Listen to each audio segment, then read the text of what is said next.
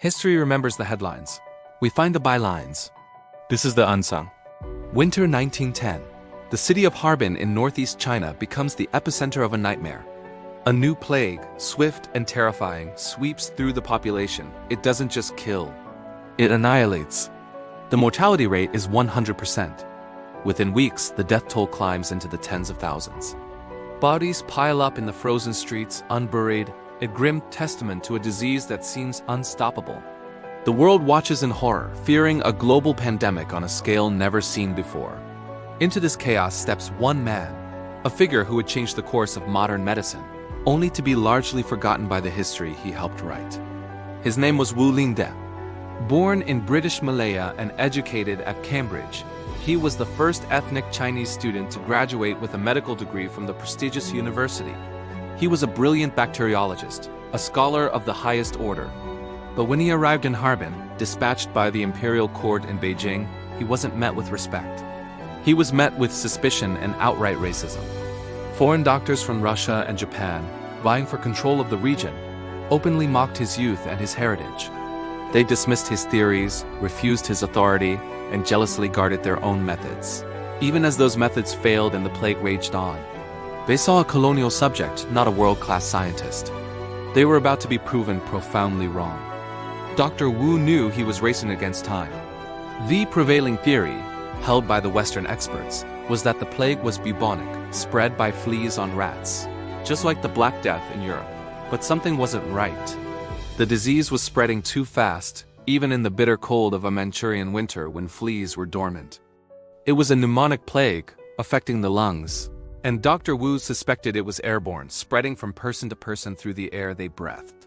To prove it, he took an immense risk. Defying centuries of Chinese tradition, he performed the first ever post-mortem examination in China on a plague victim.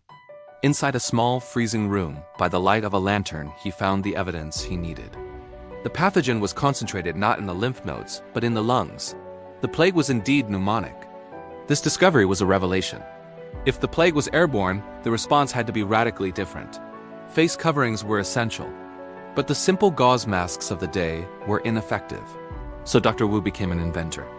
He took layers of cotton and gauze, added a piece of cloth to secure it over the face, and created a robust, multi-layered mask designed to filter the air.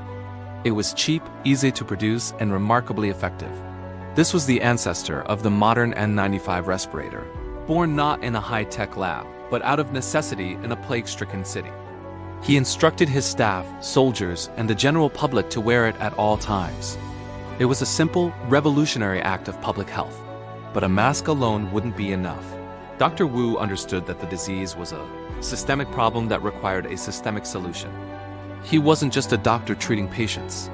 He was a medical architect, designing a blueprint for modern pandemic response from the ground up.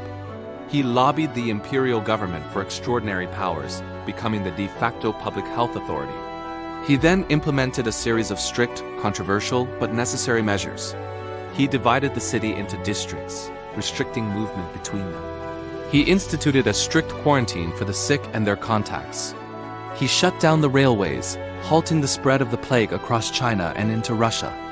His most controversial act was the order for mass cremation. In a culture where cremation was deeply taboo, he convinced the imperial court that burning the thousands of infected bodies piled in the streets was the only way to truly eradicate the source of the disease. In the spring of 1911, as the fires burned, the number of new cases began to drop. And then, within a matter of months, it fell to zero. The Great Manchurian Plague was over. Dr. Wu had saved millions of lives and stopped a global catastrophe. He was just 32 years old. The world hailed him as a hero. He was nominated for a Nobel Prize. He went on to establish a modern public health system across China, founding hospitals and medical colleges. He was a giant of medicine. So why is his name not as famous as Pasteur or Lister? His legacy was a victim of history itself. Western-centric medical narratives often overlooked contributions from Asia. Geopolitical turmoil, including the fall of the Qing dynasty, the Japanese invasion of Manchuria, and the subsequent rise of communism, systematically erased his work from the official records. The institutions he built were either destroyed or rebranded, and his story faded into the bylines of history. He was the architect of the system that saved us, yet the building now stands with his name scraped from the cornerstone. He showed the world how to fight a modern pandemic with science, with courage, and with a system built to protect everyone. Who else built the systems we rely on today? To find more unsung heroes of history, subscribe to our channel. Thanks for watching.